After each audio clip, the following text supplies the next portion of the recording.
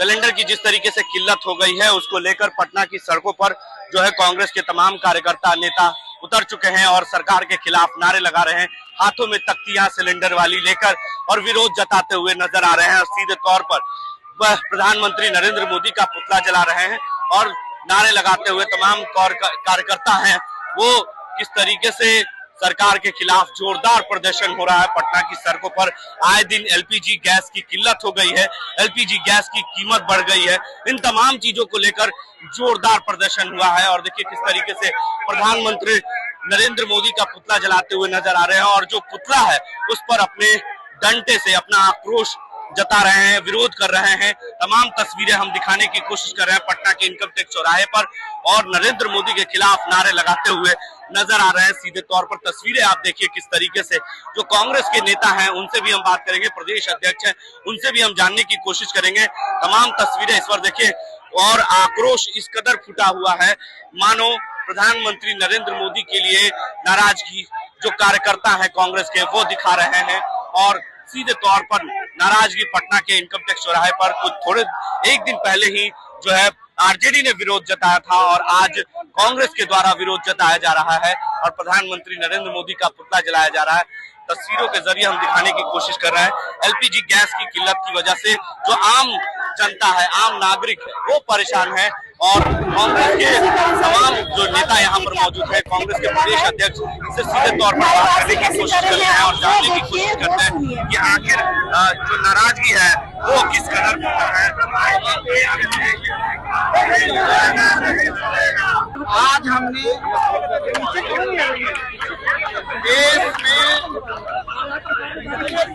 रसोई ईंधन एलपीजी पूरे देश में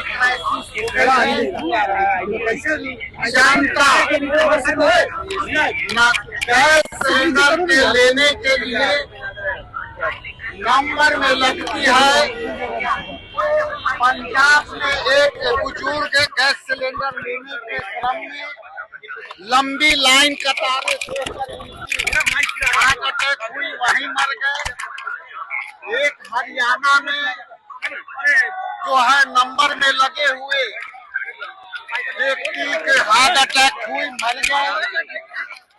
और जिस तरह से नरेंद्र मोदी जी के मित्र ट्रंप ने स्टेट ऑफ हॉर्मोज, जहां पूरे विश्व के जो पेट्रोलियम प्रोडक्ट विभिन्न खाड़ी देशों से लेकर के आती है, ये भारत की सरकार कोई समझौता नहीं कर पाई और आज उसी का परिणाम है कि घरेलू ईंधन एलपीजी की क्राइसिस हो गई है। अभी आने वाला समय में जो वाहन से चलने वाली गाड़ियां पेट्रोल और डीजल का भी क्राइसिस की संभावना बढ़ी है। एज ए कांग्रेस पार्टी के तमाम लीडर, कांग्रेस पार्टी के तमाम कार्यकर्ता इस क्राइसिस के घड़ी में हम उन माताओं बहनों के लिए आंदोलन कर रहे हैं जिसमें ट्रंप ने जबरदस्ती हमारे देश के ऊपर पेट्रोलियम प्रोडक्ट लाने में जो दिक्कतें हैं, संकट है स्टेट ऑफ हॉर्मोज में, मोदी सरकार इसके लिए कोई प्रतिक्रिया नहीं आई।